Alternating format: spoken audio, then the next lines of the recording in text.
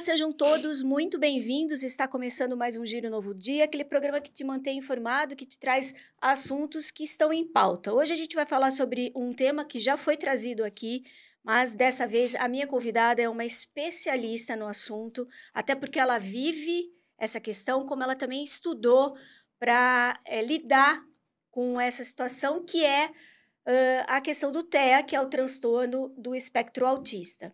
Para vocês terem uma ideia, 1% da população mundial adulta, ou seja, mais de 75 milhões de pessoas com mais de 18 anos, está no espectro autista. No Brasil, apesar da dificuldade no diagnóstico, estima-se que 2 milhões de pessoas adultas estão com o TEA, ou têm o TEA. Qual que é o termo correto? Já vou passar logo para ela, que a gente já vai nos familiarizando com o assunto. É a Karen Merlin, ela é diretora de escola, especialista em educação especial, e também ela tem uma consultoria específica para isso, que é o Eficiente Formação Inclusiva e Consultoria Pedagógica. Antes de mais nada, muito obrigada. Queria muito já ter te trazido aqui para falar com a gente, e você conseguiu arrumar um tempinho para vir aqui, eu estou muito feliz por isso.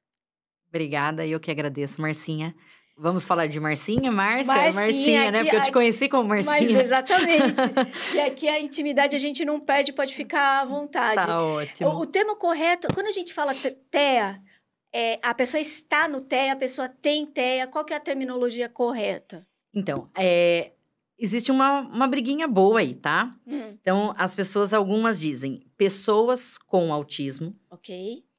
E pessoa no autismo. Eu não me defino, né? Se falar, a Karen tem o transtorno, a Karen está no TEA. Para mim, isso não importa, tá? Porém, né, a classe autista, é uma gama aí, pede para que seja pessoa com autismo. Tá. Mas tem uma briguinha. Tá bom. Tá? Então, eu prefiro nem me pronunciar nessa briguinha, porque eu não posso tomar os lados. A Karen é autista, né? Porque às vezes as pessoas falam assim, a Karen é Karen com autismo ou a Karen autista? Eu nasci assim. Então, se eu estou com autismo ou se eu sou a autista, né? Não há diferença. Para mim, não há diferença dentro de mim, né? Do meu funcionamento. Então, essa briga aí eu deixo pros teóricos. Ok, e eu vou ficar no meio termo aqui, tentando, na medida do possível, falar de forma correta. Você recebeu o diagnóstico, é recente isso? Recentíssimo. O meu diagnóstico agora tá indo para 4 anos, tá? Ele foi realizado após o diagnóstico do meu filho. Então, a gente veio já no rastreio com o Luca desde os 2 anos, quando a gente percebia alguns sintomas, né? Porque eu olhava para aquela criança e falava, não tá funcionando como uma criança para a idade dele, né? E observava, e a família, não, imagina, ele é só mal educado. Não, imagina, ele é só mimado. E aí começam, né, os rótulos que eles vão dando para as crianças.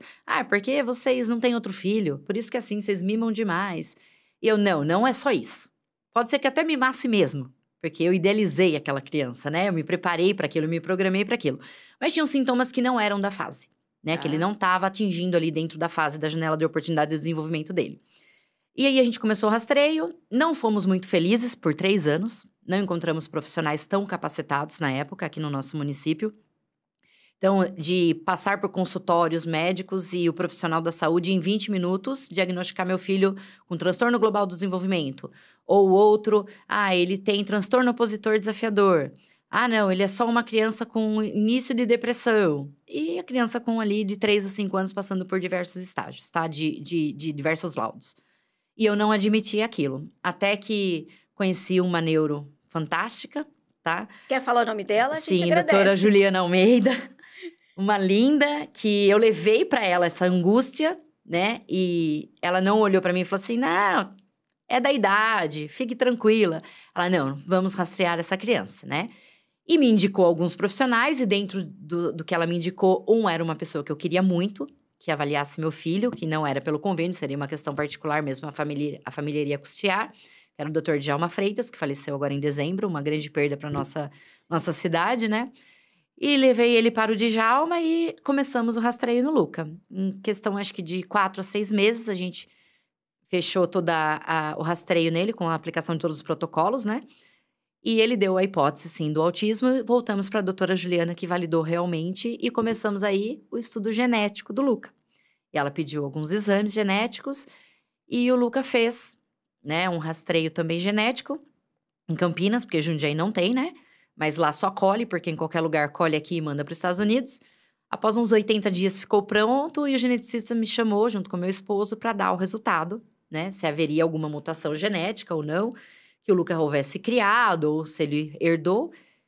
E ele falou: olha, essa mutação que nós temos, o Banco Mundial na época, acho que tinha 10 anos, né, de análises, era muito recente, ainda é, né? Tá em torno de 15 anos.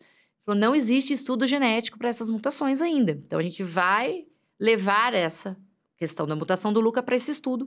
Mas peço também que vocês façam para a gente saber se o Luca herdou essa mutação ou se ele criou essa mutação. Aí, mais 80, 90 dias. E eu até brincava, meu marido é muito metódico, né? E eu sou mais assim, eu tenho uma rotina mais inflexível, mas eu ainda consigo me adaptar para algumas situações. E eu falo que é extremamente uma questão de sobrevivência mesmo, porque eu sempre fui uma criança, eu nasci na favela, então eu criei estratégias ali de sobrevivência com a minha família, então a gente tem mais um jogo de cintura do que o Rafael, que veio de uma classe já média alta, né? Então eu falava pra ele, herdou de você, certeza. Ele herdou, é você, é você. E quando a gente voltou no geneticista, ele abriu 2 telas maiores que essa TV aqui, e falou assim, esse aqui é o Luca, esse aqui é um de vocês. Aí eu olhei pro Rafael e falei, você. É você. Idêntico, assim, as mutações. E aí ele falou, parabéns, cara, e o Luca não foi trocado na maternidade, ele é 100% você.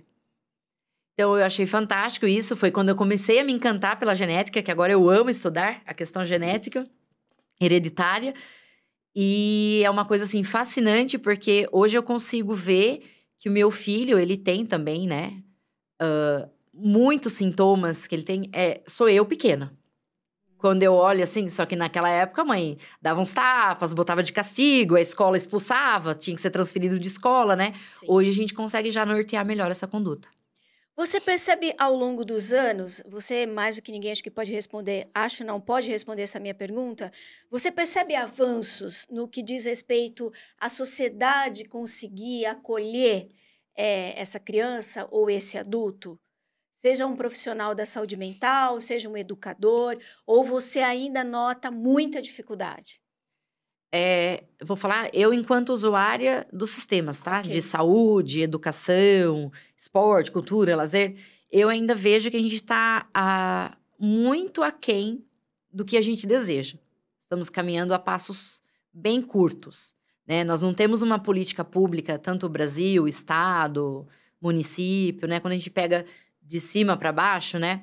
Uma política pública de continuidade. Então, a gente tem programas que mudam a cada 4 anos.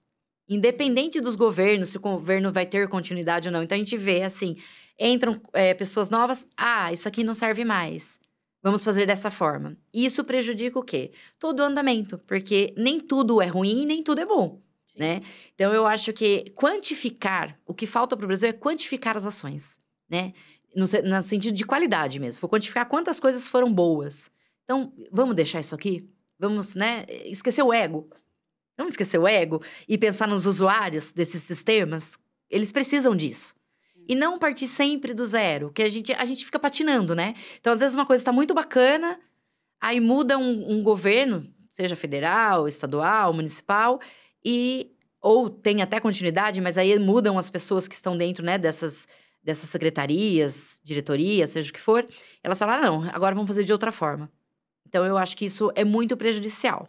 Porém, contudo, todavia, a gente tem muitas coisas boas que permaneceram também, né? Algumas, no sentido de o acesso à matrícula, porque aí é uma lei federal.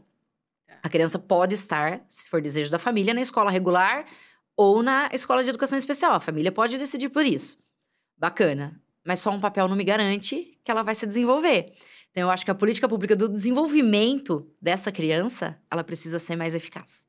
Em contrapartida, estatisticamente falando, tem havido um aumento, né, de pessoas. Sim. Não é contraponto isso? Não é um pouco contraditório? As políticas elas não se firmam, ao mesmo tempo existe um diagnóstico cada vez mais quantitativo. Sim. Como é que você vê tudo isso? Olha, se a gente for pensar, né, que nós tivemos aí o último que a gente poderia chamar de índice, né? A gente tem aí o percentual. Uma pessoa a cada 36 nascidas é autista. Então, se a gente pegar uma sala de aula, de série final, terceiro, quarto, quinto ano, são 35 matriculados. Então, provavelmente, dentro de cada sala de aula, a gente tem uma pessoa com autismo, né? O acesso ao diagnóstico, ele tá mais facilitado, né? As pessoas estão tendo mais informação, buscando mais. E uma coisa que eu vejo no Brasil como muito pontual, e isso é uma política pública que é bacana, a obrigatoriedade da criança com 4 anos ser matriculada numa escola. Porque na escola, entre os pares, o professor consegue olhar para essa criança e falar assim, aquele carinha ali não tá desenvolvendo, não tá funcionando igual os outros da mesma idade. E a gente consegue trazer essa família, né, e indicar para ela a busca do diagnóstico, de um possível diagnóstico, e às vezes não só de TEA, de qualquer outra deficiência, de qualquer síndrome, transtorno. Isso é um facilitador, né? Só que o que prejudica um pouquinho é a dificuldade. Tá bom, a escola vê, ou a família vê, mas às vezes não encontra um profissional tão qualificado, né? Porque profissional tem bom e ruim em qualquer área. Exato. Em qualquer área, Com certeza. né? Tem aqueles que fazem, que não param de estudar nunca, e tem aqueles que se acomodam. E tem também, no caso do SUS, a fila de espera. E isso é muito prejudicial, porque é provado cientificamente. Quanto antes, né, o estímulo, a terapia, menos déficit esse indivíduo vai ter na sua vida, ao longo da sua vida. Né? Eu sano mais os déficits. Então, a gente teve até uma polêmica aí no mês passado, né? No mês mundial de conscientização do autismo, onde o Ministério da Saúde do Brasil tirou o MCHAT, né? Que é um protocolo de rastreio, né? De 0 a 3 anos. E ainda lá, o ministro da Saúde vai e me fala que a avaliação tem que ser aos 5. Olha o quanto essa criança já não perdeu. Exato. Né? Se ela tivesse uma intervenção precoce. Então, tem esse disparate, né? A gente fica, às vezes, nessa linha tênue que eu tava falando com você. Então, assim, eu tenho maior índice de pessoas, né? O quantitativo maior aí, porque as pessoas estão tendo mais acesso. Só que só ter o acesso ao diagnóstico não basta. Sim. Porque o quanto essa pessoa está sendo funcional na sociedade. Porque eu fico com uma coisa na minha cabeça que eu não consigo imaginar como que os nossos governantes pensam. Porque quanto mais autonomia eu dou para essa pessoa, menos eu gasto depois. Mais independente ela se torna. Ela se torna mais independente e mais produtiva para essa sociedade. Claro. Do que eu ter que fazer algo paliativo depois, né? Então, as coisas realmente não casam, ao meu ver. Karen, qual que é a importância de se ter o laudo? Seja para o adulto, ou seja para a criança? Ou existe, de fato, uma importância dessa criança ser laudada, por exemplo? Eu vejo para tudo, tá? Desde o manejo de uma conduta, eu tenho que... quando eu vejo uma criança com um comportamento disruptivo, onde ela tá numa crise, onde ela se autoagride, heteroagride, né? Às vezes ela é não verbal, e aí é um dificultador também desse norteio dessa conduta. Se essa criança ela tem acesso ao diagnóstico, e a mãe, o pai ou o tutor dessa criança consegue ter o acesso às terapias, né? A gente consegue nortear melhor essa conduta. Né? A gente consegue desenvolver habilidades. Porque o laudo em si, ele não é um ponto final. Ele é o início de uma jornada, né? Eu consigo trabalhar embasado na ciência, nesse comportamento, no desenvolvimento dessas habilidades e também olhar para as potencialidades. Porque se eu só me fechar nos sintomas do autismo, eu esqueço o quanto essa criança tem de potência, o quanto esse adulto tem de potência, né? Então, para os dois, para mim, enquanto pessoa adulta, eu falo que eu renasci. Hoje eu sei quem eu sou. Eu sei os meus limites, eu sei as minhas capacidades, eu sei as minhas fragilidades, e eu não tenho vergonha nenhuma de expor, né, as minhas fragilidades. Dentro dos meus relacionamentos, né? Com o meu esposo, no relacionamento profissional, no relacionamento social, eu consigo colocar o limite para as pessoas. Falar, ó, daqui para lá eu não vou mais. Então, não é que eu quero que você ceda a todo momento, mas agora você tem que respeitar o meu limite. Sim. Né? E a gente sai, eu vejo muito assim, enquanto a pessoa adulta mesmo, do relacionamento abusivo. Que hoje eu olho para os meus relacionamentos amorosos anteriores que não foram feitos por maldade, talvez, das pessoas com quais eu me relacionei. Mas eu deixei. Talvez porque você não tenha identificado. Eu não tinha identificado. Então, eu sempre cedia, porque eu não me achava competente a ponto de ter alguém que me amasse da forma que eu era, então eu só ia cedendo. E hoje eu não tenho mais isso. Hoje eu tenho uma pessoa que me conhece, que me conheceu antes do diagnóstico, e agora ele entende como eu sou e a gente discute bem menos. E o fato de você ter o autismo do mesmo jeito que o teu filho facilita, porque vocês estão muito próximos da mesma temática, da mesma... Sim. Como é que é eu isso? brinco. Eu falo que parece uma trombada de 2 caminhões de frente. Porque o Luca, ele é muito eu. Muito, muito na questão comportamental, na questão da ansiedade, de buscar sempre algo novo, né? O Luca, ele é autista nível 1 de suporte. Ele tem hipersensibilidade sensorial, ele tem diversas fragilidades, né? Só que ele tem altas habilidades. Então, ele é um carinha fenomenal para aprendizagem. Não dê um lápis na mão dele, que ele odeia registro gráfico, tá? Mas se você der um computador, uma tela para ele registrar, ou na oralidade, se ele te falar e você, seu escriba, ele tem, assim, uma coisa fantástica. Diferente da mãe. A mãe gosta muito de ler, gosta muito de escrever, só que eu tenho transtorno de déficit de atenção e hiperatividade. Então, eu e o Luca, no dia a dia... É até engraçado, porque ele vem com umas ideias mirabolantes, às vezes eu não entendo, até mesmo porque eu dou umas desligadas durante a fala dele, porque é algo que não é do meu hiperfoco, mas às vezes eu penso, não, eu tenho que entrar no hiperfoco dele para eu fazer ele ter mais vontade de aprender. E aí a gente vai indo. Só que nos sintomas também aí é a questão do chorão, né? Que hoje eu não choro na frente das pessoas, mas eu sempre fui muito chorona. E eu sou o Luca. O Luca sou eu pequena, né?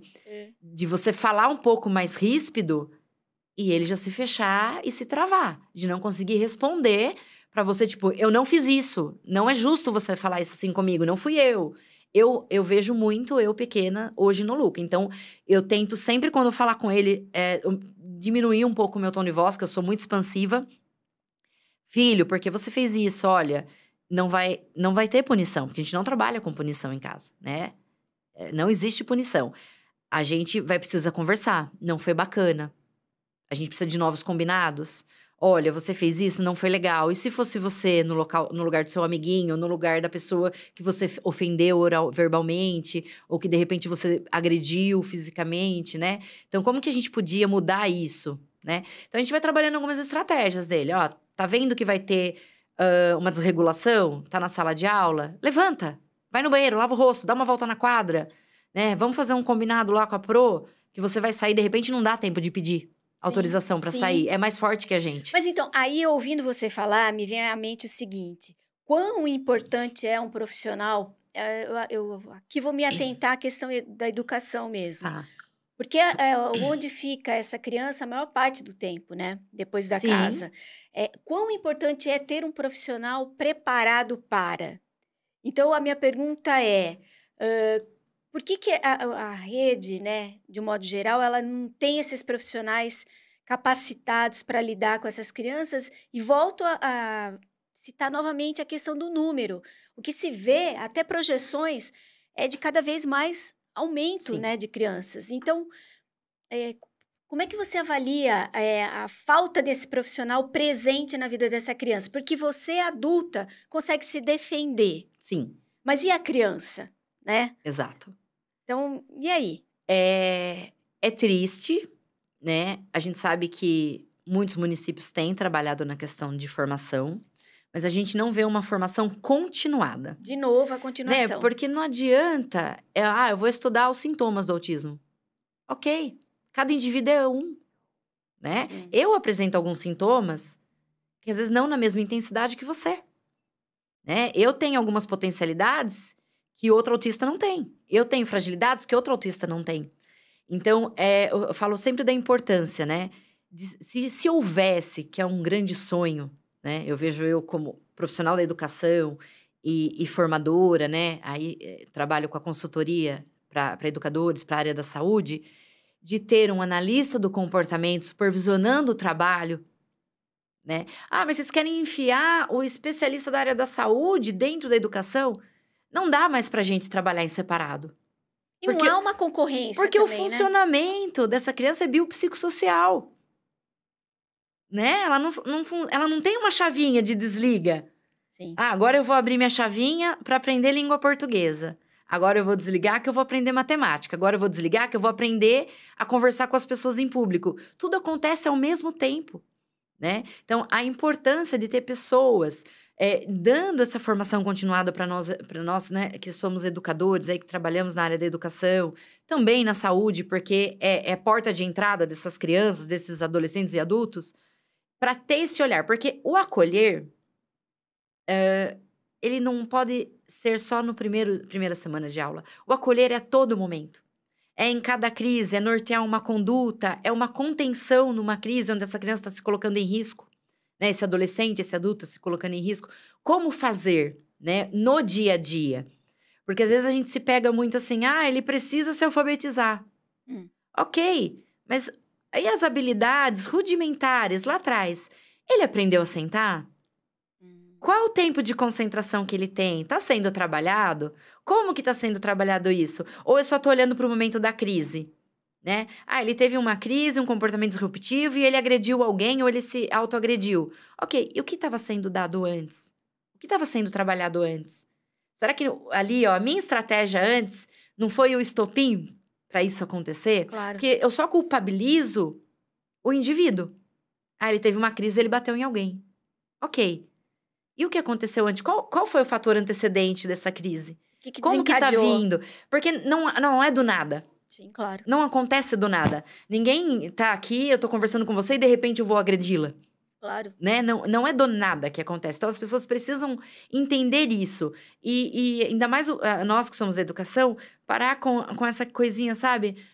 Ele me agrediu, eu tô chateada, tô super triste. Ele é uma criança, eu preciso entender esse indivíduo. Como qualquer outra. Como uma criança sem diagnóstico nenhum, às vezes ela arremessa um brinquedo no professor. E por que aquela criança que arremessou um brinquedo e não tem diagnóstico, eu vou lá e ensino para ela que não pode arremessar um brinquedo? Nem no professor e nem nos colegas. E com o autista, eu vou falar assim, não dá mais, ele precisa de um suporte, ele precisa de um profissional de apoio 100% do lado dele. Por quê? Por que eu também não posso ensinar um comportamento? Porque eu não tô sendo formado para isso. E aí que entra a sua consultoria? A gente trabalha, né, não só na questão de ensinar o norteio de conduta, ensinar a fazer um plano educacional individualizado para essa criança, auxiliar o professor com estratégias. A gente trabalha também na questão da ciência, né? Desde lá, toda a parte teórica e científica, né, do autismo, dos sintomas, olhando para o DSM, esses sintomas, como ele se dá, porque, como eu disse, não é todo mundo que apresenta os mesmos sintomas e nem na mesma intensidade. Até porque tem os níveis, né? Sim, tem nível de suporte 1, 2 e 3 dentro do autismo, né? Tá. Que antes o DSM-5 veio tirar, né, o que era nível leve, moderado e severo. Veio numa hora muito boa, o 5, mas que hoje já não está sendo mais tão eficaz, porque as pessoas ainda estão entendendo que nível 1 não precisa de nada, né? Então fica assim, nível 1, tá bom, ele se vira na sociedade. Então não precisa de terapia. Não, a nossa terapia é para sempre, né? E eu faço terapia comportamental. Né? Eu preciso de terapia para saber lidar com o outro, com a frustração, a me colocar em público, a olhar nos olhos, não desviar tanto o olhar, a sorrir para foto. Pouquíssimas fotos eu sorrio, tô no treino, né? Às vezes alguém fala assim, quando você tira foto com criança, você tá sorrindo e com seu marido não. Eu já ouvi isso. É que com criança ela tá sorrindo, a gente tá naquele momento que a gente não para selfie, para ser instagramável. A gente faz porque a gente quer gravar aquele momento, né? Claro. Para memória afetiva, tudo. Então, as pessoas ainda não entendem isso, né? Então, fala... Ou entra naquela questão muito capacitista, né? Você consegue lidar com isso e não consegue fazer aquilo? Nossa, Karen, você consegue ir para um jantar e para um barzinho e não consegue ir no supermercado? São demandas diferentes que eu tenho. E as pessoas sempre têm uma opinião formada sobre. Sim. Eu não vou mesmo no supermercado. Se eu for lá, eu vou querer ficar arrumando prateleira. As coisas estão fora de ordem. E aquilo me desregula. Ou eu vou comprar tudo que tá na primeira prateleira, que é tudo mais caro que tá na frente, né? Sim. A promoção nunca tá na frente. Nunca. Né? E aquilo é um bombardeio de informação para mim. Então, mesmo antes do diagnóstico, nos combinados que eu fiz com o Rafael, que a gente fez combinados, só faltou registrar em cartório pra gente se unir, que ele faria supermercado, porque era uma coisa que me desgastava, né? Eu gasto uma energia muito grande dentro do meu trabalho. Eu trabalho numa escola com 1.200 crianças, com quase 100 funcionários. Então, eu chego em casa, eu sei que hoje, pós-diagnóstico, eu tenho que deitar no sofá 15 minutos. Nem que seja para eu ligar meu joguinho lá, online, e ficar jogando, para eu me regular. E não adianta o Rafael me pedir nada nesse momento, que eu falo, não vou. Vai ter que fazer por osmose alguma coisa aqui, porque eu não vou conseguir, entendeu? Eu preciso. E hoje eu tenho isso respeitado, né? Porque antes as pessoas me olhavam assim, tô numa reunião, preciso sair para me regular. Nossa, sair do nada? Hoje eu consigo falar, pessoal, vamos dar uma pausa pro café, eu preciso ir ao banheiro. Boa. Então as pessoas já entendem isso, e isso é bacana. A educação especial, ela entrou na sua vida em que momento? Desde sempre. Veio antes ainda do diagnóstico? Bem antes, bem antes. Em 1996, eu fui fazer magistério. Né, que existia o magistério, eu fazia no bispo. E eu fui fazer estágio, né, em algumas escolas. E não se tinham crianças com deficiências, né? E eu peguei... Eu tinha uma prima já nessa época, que ela era atendida até hoje, ela é atendida pela Marati. E fui até a Marati perguntar, me oferecer para fazer estágio também lá. E conhecer esse mundo das deficiências. E eu tenho uma irmã mais velha também, que teve paralisia infantil.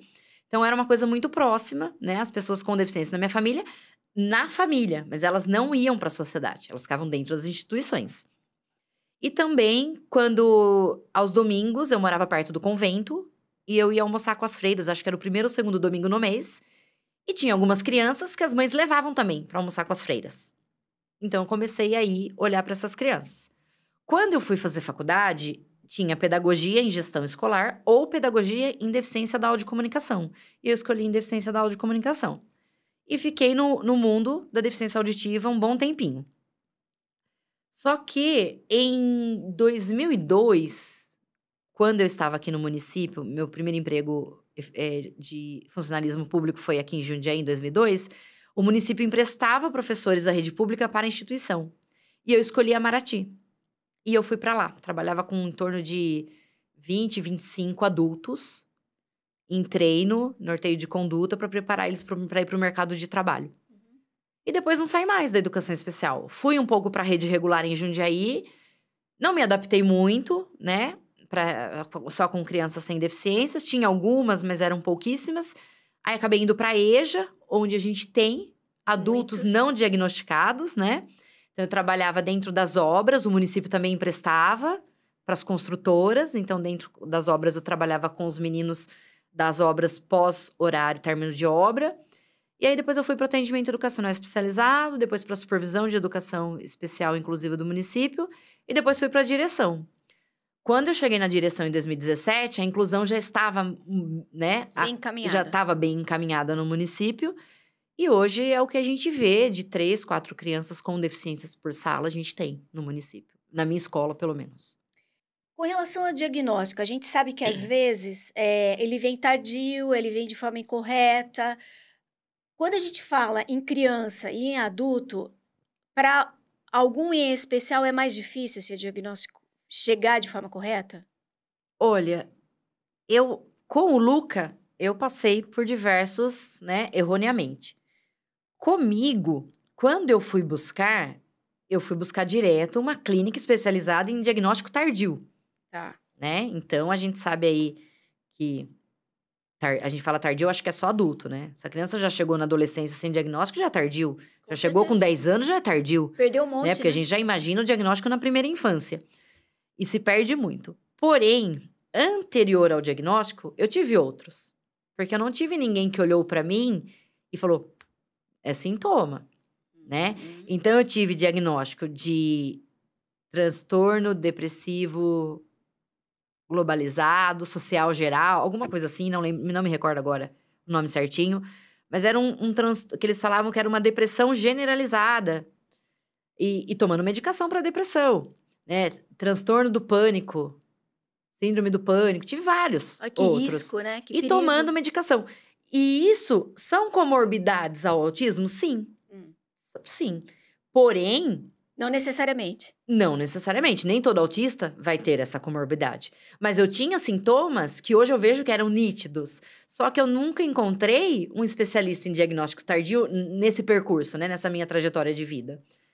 E hoje eu vejo que eu não preciso mais de medicação para esses transtornos, né? Mas eu tô sempre em terapia, né? Então, semanalmente eu tenho minha terapia, que hoje a gente faz online, com esse grupo de adultos, que é muito bacana, né? Onde a minha psicóloga, ela é autista, né? O meu psiquiatra é autista. Então, a gente se encontra, a gente fala, né? A gente fica no nosso reduto, mas é bacana porque cada um traz a sua experiência, como foi a sua semana, e a gente junto constrói estratégias. Sim. Isso é muito bom.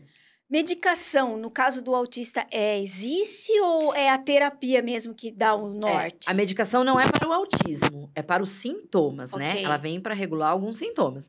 Então, assim, se eu tenho TDAH e dependendo, né, da minha avaliação com o meu neuropsiquiatra, ele vai falar: olha, você precisa de uma medicação para regular isso ou não. Né? Crianças com autismo e têm epilepsia, às vezes Claro. elas precisam. Então, depende da comorbidade e do olhar clínico. Mas às do vezes não profissional há, da saída. não há necessidade. Às vezes não tem necessidade. Depende da comorbidade e do olhar clínico do profissional da saúde. Como é que foi para você receber o diagnóstico do teu filho?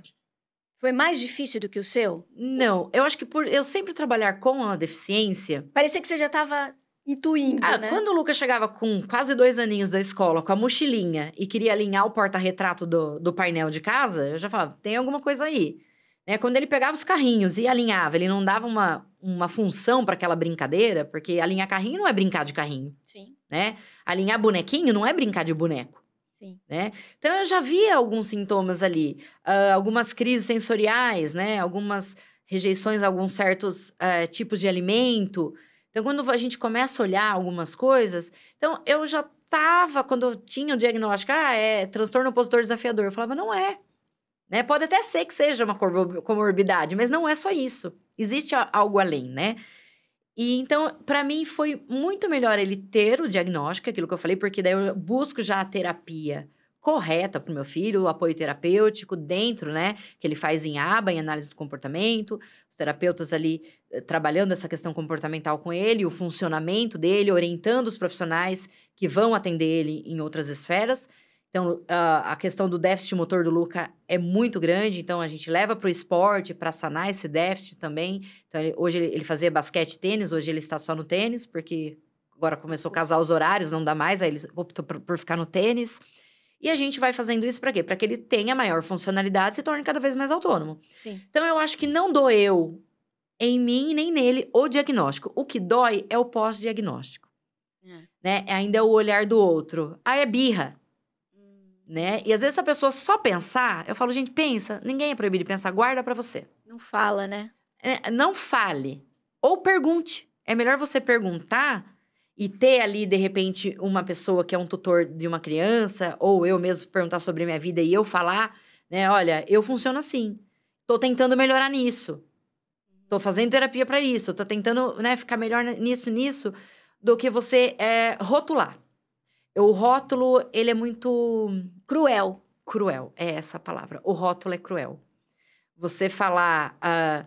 numa crise... ainda mais falar pra uma mãe, né? Numa crise, ele agride se falar agride verbalmente, ainda a gente tá no lucro. Ofende com muito palavrão, não se controla emocionalmente, bate em todo mundo, e nem fala crise, num surto. Não é um surto. Né? Nem existe, né, no caso aí. Não é um surto, né? Ele tem um comportamento disruptivo. Mas você quer romantizar a fala? Não. Vamos usar os termos técnicos. Por isso que eu comecei com esse cuidado. Né? Porque... Vamos usar os termos técnicos. Ele surtou. Não, ele não surtou. Né? Um dia uma pessoa falou assim pra mim, ele é especial, né? Já utilizou esse termo? Já. Não se utiliza mais. Eu falo, não, ele é autista. De especial, eu só tenho o banco lá, o chequinho, sabe? Aquele valorzinho que a gente não pode gastar porque os juros é alto. Eu ainda tento, sabe, brincar um pouquinho. Ou falo assim, todo mundo é um pouco autista, né? Não. É um termo capacitista. Eu também acho que eu sou autista. Não, banaliza, né? Vai banalizando. Ou as pessoas, quando vão falar, falam assim, né? A gente tem aí agora, né, pessoas da mídia que estão se descobrindo autistas, né? Pessoas com autismo. E estão sendo banalizadas. E eu fico com pena delas, porque eu também passo por isso. Só que eu não vou pra internet, porque eu não sou digital influencer, né? Sim. Eu não sou da mídia. E as pessoas falam, mas será mesmo? Você é? Mas você faz tanta coisa. Faço mesmo. E eu quero fazer cada vez mais. Eu quero ser uma pessoa cada vez mais funcional. Né? Porque se você é, por que eu não posso ser? Exato. A gente está entrando na reta final, esse assunto rende, como vocês podem perceber. Eu até já vou abrir aqui o espaço para Karen voltar outras vezes. Né? Nós tivemos abril, que é o mês da conscientização, mas eu, particularmente, acho que a gente tem que falar desse assunto sempre, até para exatamente não cometer esses tipos de erros, equívocos que são imperdoáveis na minha forma de pensar. Antes de terminar, eu queria te fazer uma pergunta. O que você diria para uma mãe ou para uma pessoa que está recebendo o diagnóstico agora? Olha, já me fizeram essa pergunta há algum tempinho atrás aí, menos de um mês. Mais ou menos nesse sentido. Não desista. Porque busque auxílio, vá até a última instância, onde tiver que exigir que sejam contemplados os direitos dessa criança, né? Porque todos nós temos direitos e deveres sociais, independente, né, de sermos autistas ou não. E essas crianças, elas têm uma gama de oportunidades que, se eu desistir, elas serão Perdem. cerceadas, né? E como essa criança vai sobreviver depois? Porque o mundo é cruel, né? E mãe e pai não é para sempre. Então, eu preciso trabalhar a autonomia dessa criança. Eu preciso fazer com que ela consiga viver quando eu não estiver mais aqui, né? Então, não desista.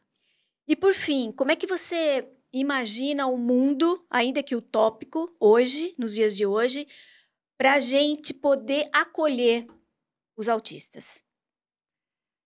Olha, ainda é um pouco utópico mesmo. Um pouco não, bastante ainda, né? Eu imagino um mundo onde as pessoas parem de ter palavras preconceituosas, de rótulo ou de exclusão. Hoje eu até vim com a minha camiseta, ó. Sim. Não normalize a exclusão. Porque a partir do momento que eu fale, né? Um exemplo, não no caso Luca, outras crianças, né? Agride uma criança na escola, às vezes a mãe fala, e às vezes fala sem pensar. Não senta perto dele. Não faça isso. Não faça isso, porque e se fosse o seu filho, né? Não brinque com ele. Não, vamos, né, conversar. Vamos conversar com os adultos. Tem assunto que é para adulto resolver, e não para criança resolver. Sim. Né? Então, vamos olhar para essa criança como uma criança que tem potência de aprender e se desenvolver. Então, e acolher da melhor maneira possível, não só a criança, mas também a família. Né? Porque a gente esquece. Porque quem cuida precisa ser cuidado. Exatamente. Porque quem cuida adoece. Porque o mundo tá cheio de não. E a gente ouve não, não, não. E a gente adoece de tanto não. Então, acolher também quem cuida. Maravilhoso. Muito obrigada. Quero agradecer, acima de tudo, pela sua coragem. Eu conheço a Karen já há algum tempo e logo que eu a conheci, eu já soube da história dela e já me impressionei. Aí, anos se passaram e hoje veio para mim outros tópicos, outros capítulos da vida dela e eu só te admiro cada vez mais pela sua coragem, pela sua luta e por você buscar aprender e entender para poder lidar com esse mundo aí que a gente espera um dia seja melhor. Muito obrigada. Eu que agradeço a oportunidade e eu quero aprender cada vez mais. Eu falo que o conhecimento é algo que não tem fim, Sim. Né? Então, não sou habituada a tantos termos técnicos, a questão... Sou uma xereta, tá? Onde fala que tem o assunto, eu tô indo lá ler.